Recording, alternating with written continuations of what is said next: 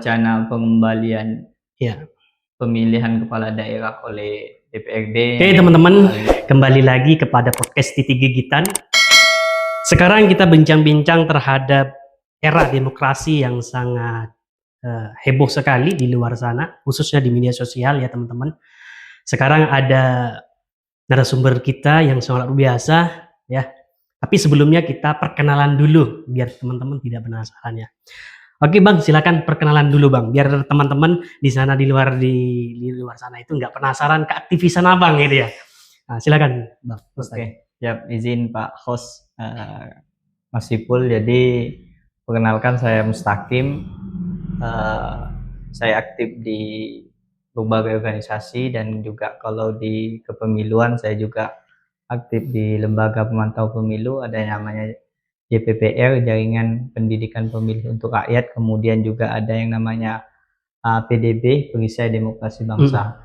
Jadi keduanya itu adalah organisasi yang fokus terkait pendidikan pemilih dan juga peningkatan indeks demokrasi.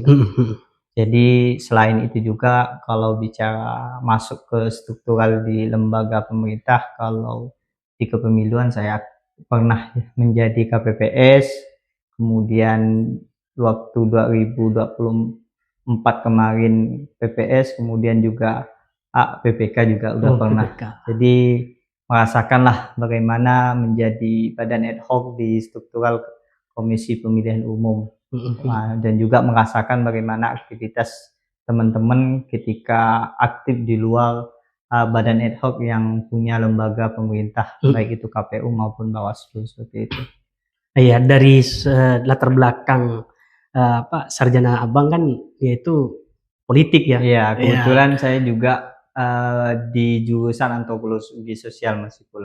Antropologi sosial ini kan kaitannya memang terkait manusia dan budaya. Iya. Maka kalau kajian kita di mata kuliah antropologi politik, kadang kita juga akan membahas bagaimana perilaku manusia, baik itu di era sekarang, di era digital maupun di era sebelumnya. Jadi memang ada perbandingan terkait budaya-budaya dan juga tentu ada perubahan, pergesekan terkait demokrasi yang saat ini. Berarti kena sekali kita membahas tentang era demokrasi sekarang ini Bang ya, khususnya politik hari ini gitu ya. Tapi sangat menarik teman-teman, ada tema yang luar biasa yang kita sekarang diskusikan ya dengan Bang Mustaqim ya. Itu tentang mengembalikan pemilihan kepala daerah melalui DPRD, solusi, efisiensi atau ancaman demokrasi. Itu sangat menarik teman-teman. Sekarang heboh-hebohnya ya, kalau kita melihat dari sisi sudut pandang pendidikan, dari sudut pandang ekonom, dari sudut pandang sosial, semuanya di situ kita dilengahkan terhadap politik tersebut. Karena kenapa? Berarti hari ini ya masyarakat dipandang sebelah mata, sosial dipandang sebelah. Artinya kepentingan elit lah yang membentukkan situasi kekuasaan itu sendiri. Maka kita perlu dibahas teman-teman hari ini. Oke Bang Mustaqim, ada beberapa pertanyaan. Pertama itu terkait tentang bisakah latar belakang dari isu-isu yang terhadap pemilihan pilkada tersebut DPRD ini yang diambil alih gitu ya. Sekarang berarti kan nggak butuh suara rakyat kan gitu. Kan gitu. Boleh dijelaskan Bang Mustaqim? Oke, pertama saya ingin jelaskan seperti ini Bang Sipul. Sebelum adanya wacana pengembalian pemilihan kepala daerah oleh DPRD yang hari ini sebelumnya kita laksanakan secara langsung atau rakyat yang memilih. Sebelumnya kita sibuk dengan isu putusan MK 135 terkait pemilu lokal dan pemilu nasional. Iya. Sebenarnya kemarin teman-teman aktivis sosial di bidang kepemiluan ini banyak masih aktif fokusnya terkait bagaimana sih proses yang lebih baik, apakah layak pemilu nasional dan pemilu lokal. Kalau pemilu nasional kan rencananya akan memilih presiden, DPR RI, DPD RI. Sedangkan yang lokal ini kan pilkada, kemudian DPRD provinsi dan DPRD kabupaten kota. Namun hari ini ada lagi wacana. Ya kita tahulah di media sosial memang awalnya memang Pak Presiden Prabowo pernah dalam satu pidatonya mengungkapkan bahwa biaya cost pilkada ini memang cukup tinggi. Kalau kita melihat data itu sekitaran 41 triliun. Dan ini memang bukan angka kecil, tapi bukan ini sebenarnya yang menjadi masalah, Mas Ipul. Ini kemudian ketika Pak Presiden mengungkapkan adakah hal yang lebih efisiensi dari angka seperti itu. Kemudian partai politik, karena kita tahu kondisi dan situasinya hari ini, koalisinya gemuk, ya otomatis harus ikut satu komando seperti itu. Hingga akhirnya muncul beberapa statement dari para politisi dari berbagai parpol yang menyatakan, oh ini harus coba kita kembalikan lagi pemilihan kepala daerah lewat DPRD seperti itu. Kalau kita bicara sejarah, memang pemilihan kepala daerah lewat DPRD ini memang pernah dilakukan. Karena memang kalau pemilihan kepala daerah secara langsung, kita memang aktifnya pada tahun 2005 seperti itu. 2005 pertama kali, kemudian dilanjutkan 2009, kemudian dilanjutkan lagi 2014, 2019, terakhir kemarin 2024. Dan yang saya pikir di 2024 itu kan baru pertama kalinya pilkada serentak. Kalau di 2019 itu ada pilkada tapi nggak serentak dan semua serentak. Maka ketika pilkada serentak, otomatis biaya ini akan meningkat. Maka kemarin tercatat 41 triliun itu kan anggaran yang digunakan oleh seluruh kabupaten kota baik untuk penggunaan pemilihan kepala daerah. Dan tentu ini juga harus dikaji lebih dalam, bukan sekedar angka 41 triliun. Tadi saya sempat baca literatur dari berbagai organisasi di lembaga, ternyata 41 triliun itu lebih kecil angkanya daripada biaya pembangunan di IKN misalnya seperti itu di tahun 2025. Kemudian terkait program MPG, 41 triliun itu hanya masuk 57%. Jadi ketika saya membaca itu saya juga terkejut. Ternyata memang harus aktivis kita ini coba kita kaji-kaji terkait data biar kita tidak memakan apa yang menjadi asumsi publik hari ini. Oh, dibilang biaya mahal, lebih baik dialihkan ke ini. Kan ternyata kalau kita bandingkan dengan program-program strategisnya pemerintah, ini hal kecil loh seperti itu. Apalagi ketika dibandingkan dengan program MPG yang di tahun 2026 itu sekitaran 12%-an lah, 41 triliun ini dengan anggaran MPG di tahun 2026. Artinya apa? Pilkada yang dilaksanakan secara langsung, yang rakyat memilih secara langsung, saya pikir tidak masalah dengan anggaran seperti itu. Tinggal bagaimana efisiensi anggaran itu di pilkada selanjutnya memang benar tertata dengan rapi. Artinya administrasinya, apa program yang tidak layak kan kita bisa diefisiensikan. Tidak harus mengubah prosesnya seperti itu, Mas Ipul. Berarti kan ada dua sisi, Pak. Ya.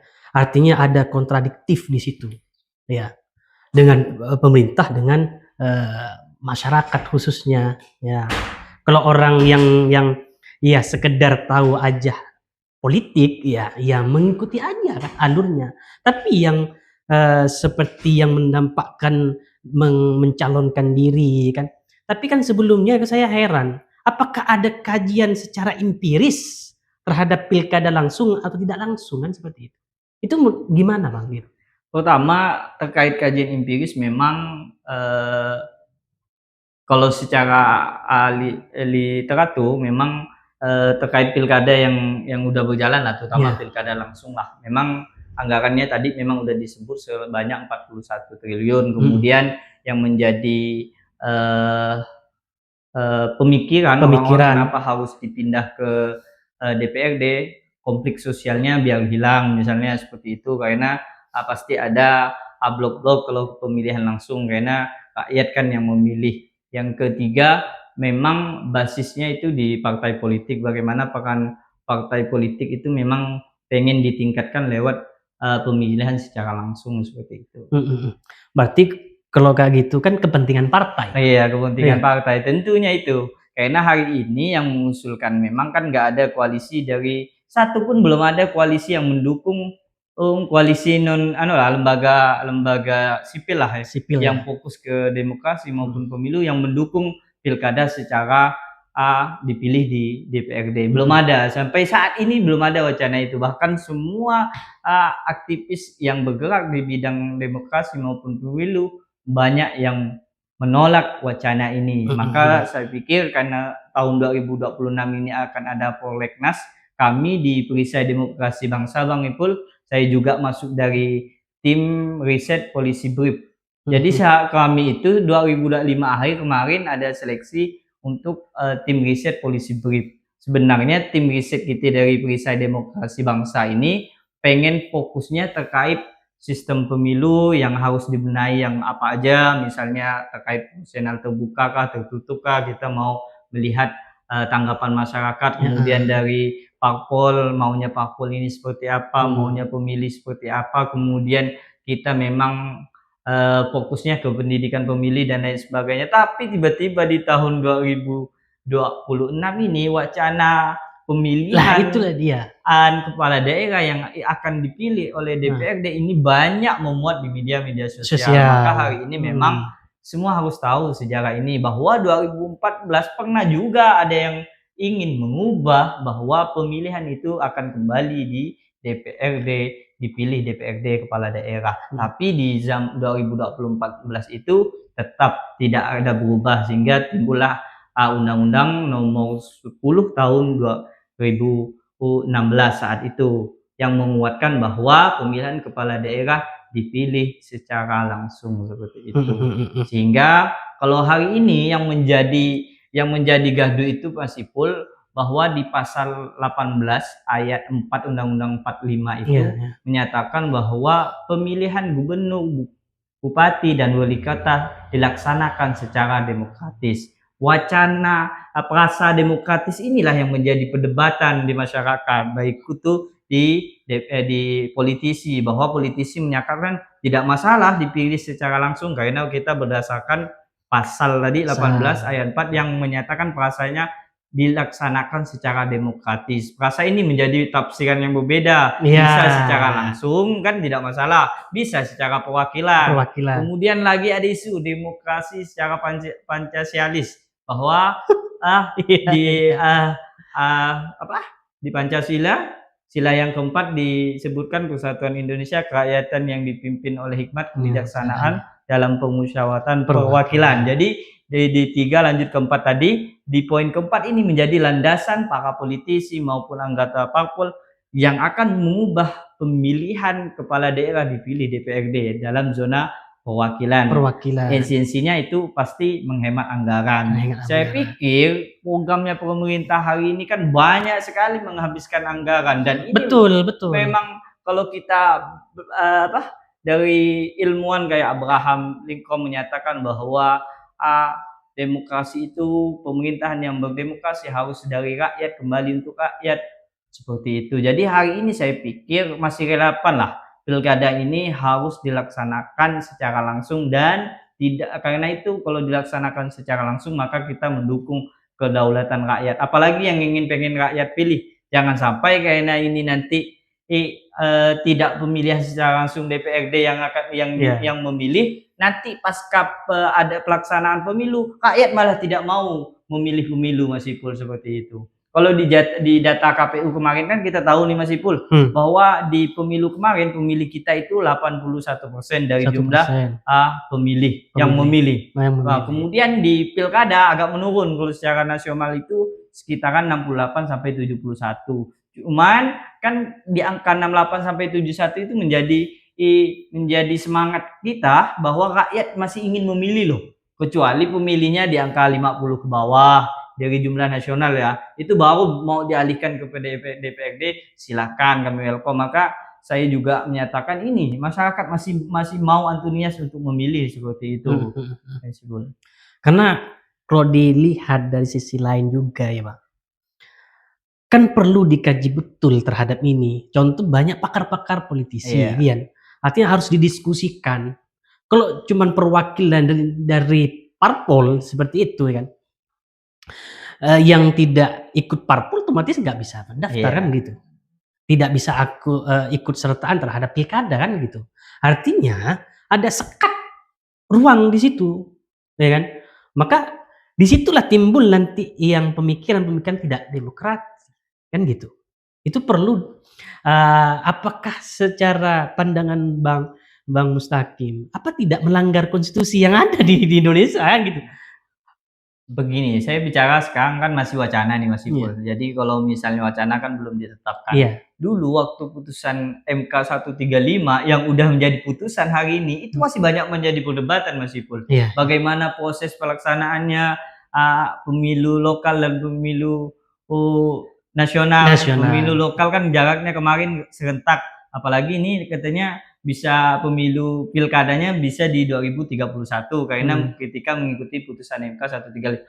Hal ini aja masih belum clear. Ini udah menjadi putusan MK ya. Iya. Apalagi yang hari ini wacana kalau memang ini memang benar-benar diputuskan oleh para politisi, para parpol yang di parlemen, ini sungguh keterlaluan. Karena apa? Arus bawah sudah banyak menolak ini seperti itu. Arus bawah kan terutama koalisi masyarakat sipil yang aktif di bidang pemilu maupun di demokrasi ini banyak menolak hari ini. Ketika wacana ini masuk dalam prolegnas ataupun undang-undang selanjutnya, maka saya pikir takutnya ada gerakan nasional yang bisa mendemo, memberikan aspirasi kembali terhadap putusan ini. Jangan sampai gejolak besar itu muncul lah seperti itu. Saya pikir keinginan saya seperti itu Mas Ipul. Ini masih wacana sih. Kita memang mendebatkan wacana, tapi dengan adanya kita berdiskusi ini kita harus menyatakan sikap bahwa itu kita harus menolak seperti itu.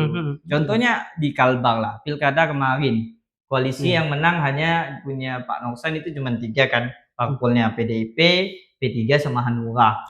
Kemudian koalisi gemuknya di paslon yang lainnya. Tapi karena rakyat yang memilih, kalau kita menghitung dari DPRD dengan jumlah otomatis yang koalisi besar yang menang seperti itu. Betul. Ini menjadi spirit kita, terutama saya pikir aktivitas mahasiswa juga harus mengungkapkan realita yang ada seperti itu. Jangan sampai wacana yang dilontarkan oleh politisi parpol ini menjadi hal yang terwujud. Jangan sampai terwujud. Makanya sekarang di mana-mana banyak kajian terkait hal ini.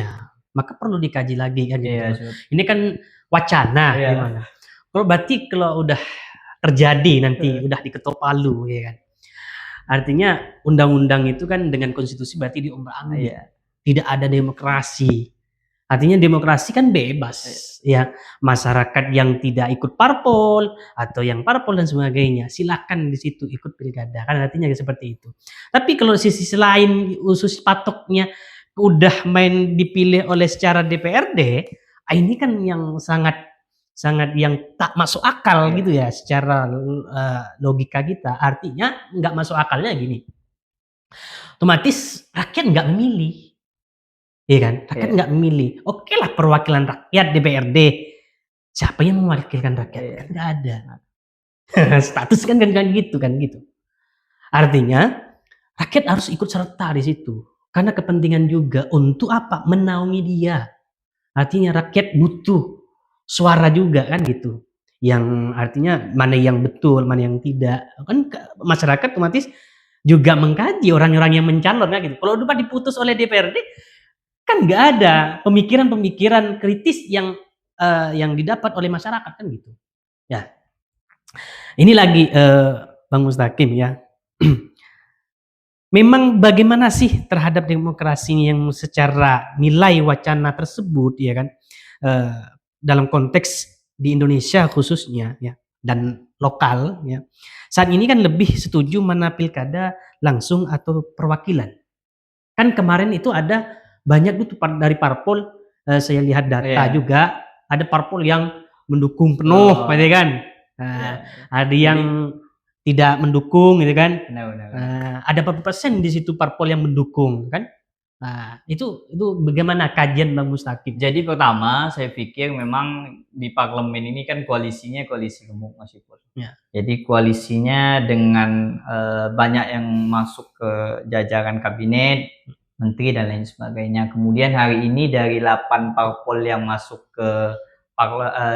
di parlemen itu kan yang sudah menyatakan sikap cuma PDIP yang menolak.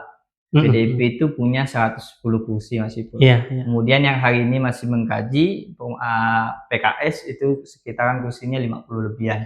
Kalau kita total dengan jumlah parpol selain itu otomatis ketika di parlemen akan kalah karena banyakan yang mendukung seperti itu. Mendukung. Jadi tapi gerakan-gerakan diskusi, gerakan-gerakan media sosial hari ini, baik itu diskusi secara langsung maupun offline, saya pikir harus menjadi perhatian bagi DPRD, di DPR RI maksudnya, untuk menjadi bahwa wacana ini banyak yang menolak seperti itu. Jangan sampai menghapus. Jangan sampai menghapus dan juga mengubah lah.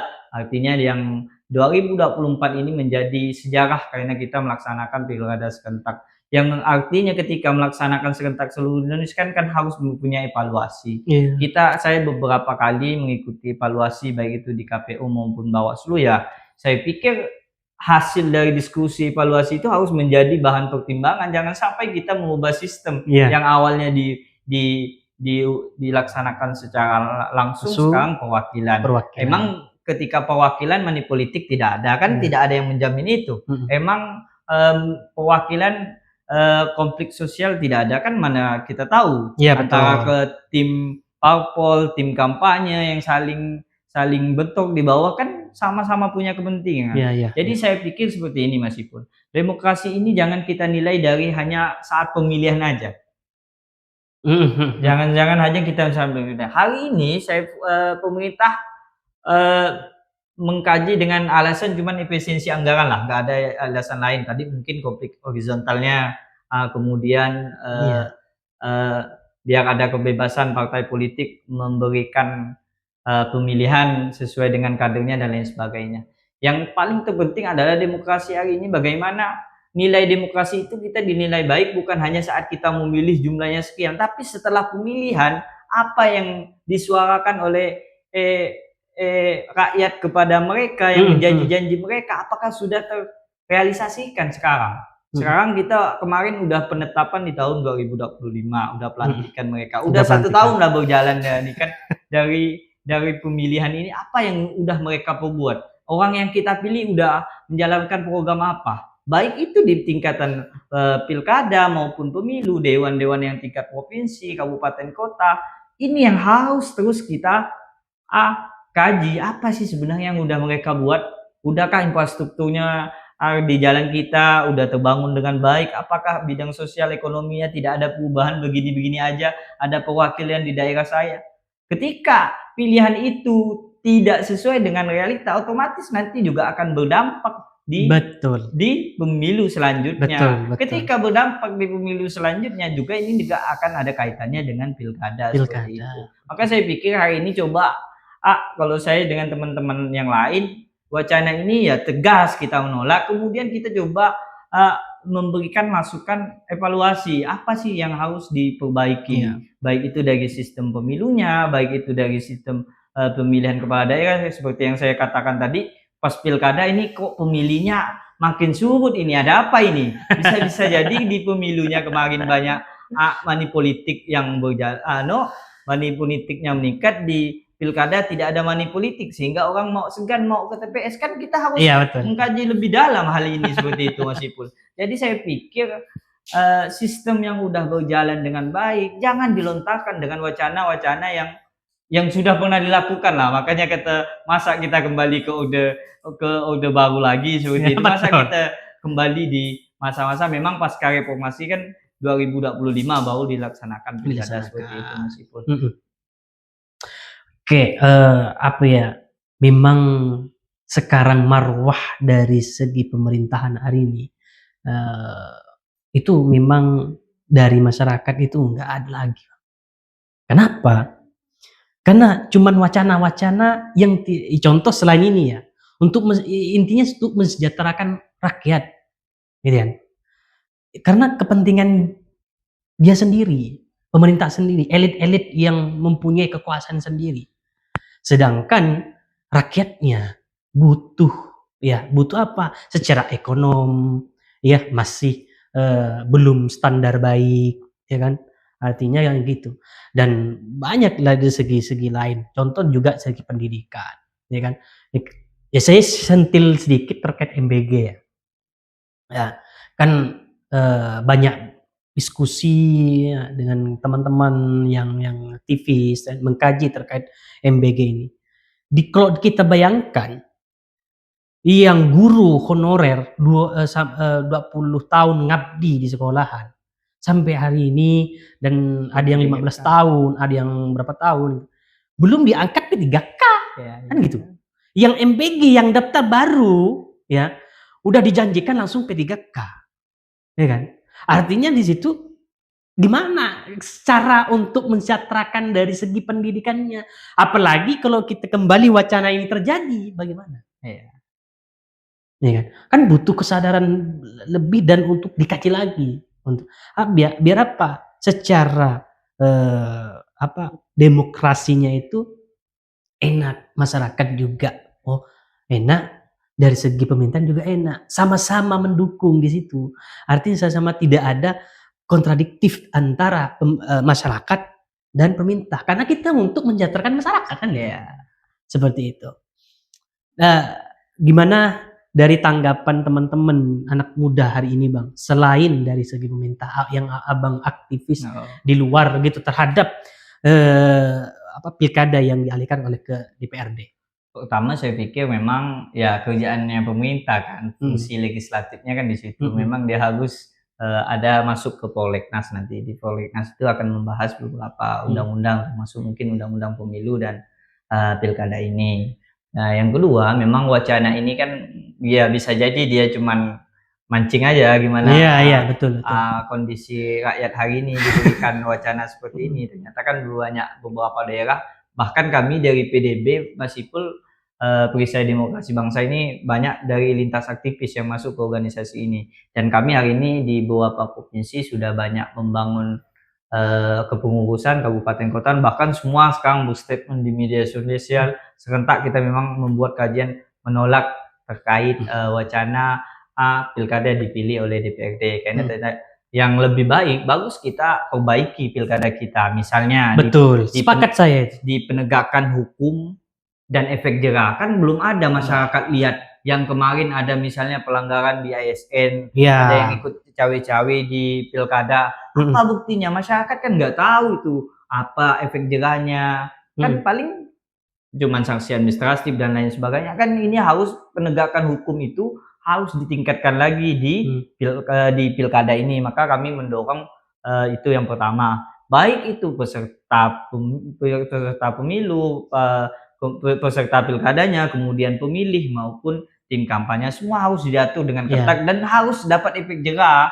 Betul. Penegakan hukum. Yang kedua memang dari segi pendidikan pemilih, jangan sampai kita sibuk nanti pendidikan pemilih satu tahun sebelum pemilihan. Coba dari sekarang aktif kerjasama dengan berbagai sektoral sehingga pembiayaan yang besar itu tidak membludak, Mas Ipul. Karena saya pikir sosialisasi yang program KPU maupun Bawaslu itu memang dekat 1 tahun sebelum pemilihan, dan itu memang memakan banyak anggaran. Saya pikir coba kita 5 tahun sekarang kan KPU Bawaslu kan belum ada kerjaan yang spesifik lah, paling sosialisasi. Ayo coba kita gandeng para RT, para Karang Taruna, kita sosialisasi dari sekarang. Artinya kita kan nggak makan biaya yang banyak. Artinya yang membilang membilang hack cost pilkada itu sangat tinggi, maka hari ini coba kita efisiensi. Ini sebenarnya fungsi dari DPR juga, bagaimana mengawasi anggaran dan bagaimana anggaran itu bisa berjalan secara tepat dan sesuai sasaran. Jangan sampai dibilang anggaran 41 ternyata nggak ada yang ngawasin kerjanya. Ini gitu, seperti itu. Jadi memang di pilkada itu. Yang kedua memang tatanan dari proses pilkada itu. Misalnya biaya kampanye bagaimana yang lebih murah dan apa kita kasih jangka waktu yang lebih lama biar lebih murah, biar dia bisa kampanye lebih awal dan lain sebagainya. Tahapannya lah lebih disinkronkan lagi agar tidak makan biaya yang banyak.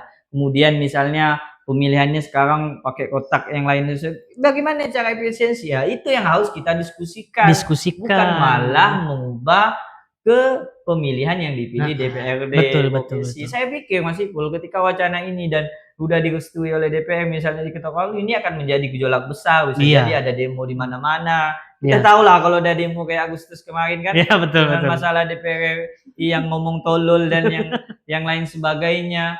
Banyak sekarang masyarakat cuman hal-hal sepele, jangan sampai hal-hal seperti ini timbul, apalagi Iya. dengan politikan yang kecil. Maka saya pikir kita tegaslah untuk menolak, jangan sampai dihapuslah. Pemilihan harus tetap dilaksanakan secara langsung seperti itu. Langsung ya, karena kita butuh rakyat soalnya. Butuh rakyat. Kita ini kan hidup dari rakyat dan kembali ke rakyat. Rakyat. Dan digaji oleh rakyat Ya, lagi. ya betul itu, betul. Pajak di mana-mana tetap berjalan, Iya. ada PPN, ada PPH dan lain sebagainya. Sebagainya. Saya pikir 41 triliun itu kan 5 tahun sekali.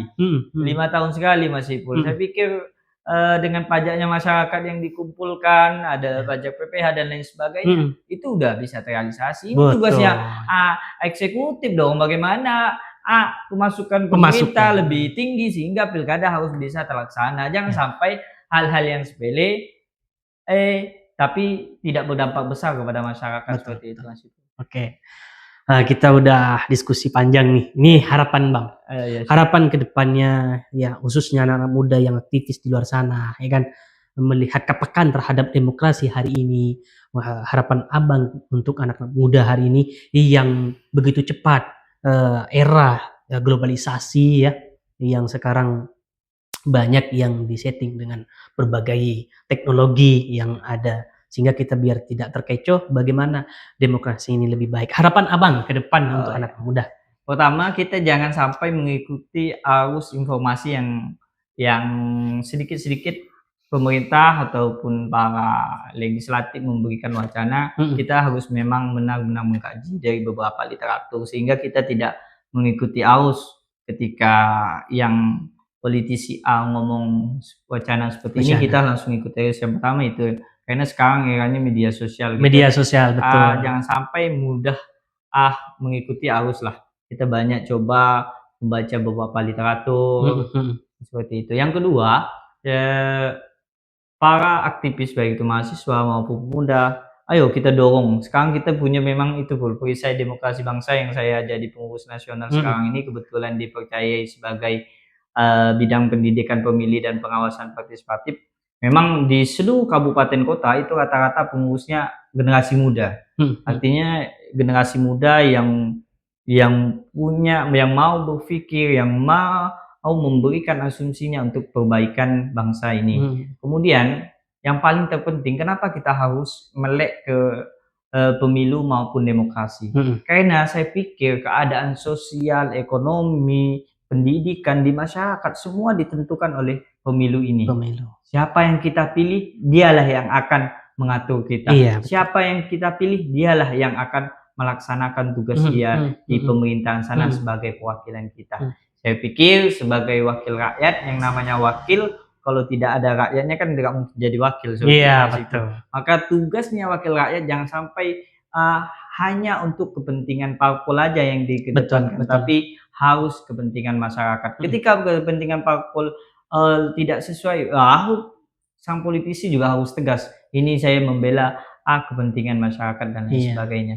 Mungkin itu aja. Saya pikir generasi muda harus melek politik, terus semangat membuat kajian-kajian seperti ini. Saya pikir banyak berdiskusi akan membuat pemikiran baru. Tentu pemikiran baru ini yang akan kita memberikan masukan baik itu ke eksekutif maupun ke legislatif seperti itu.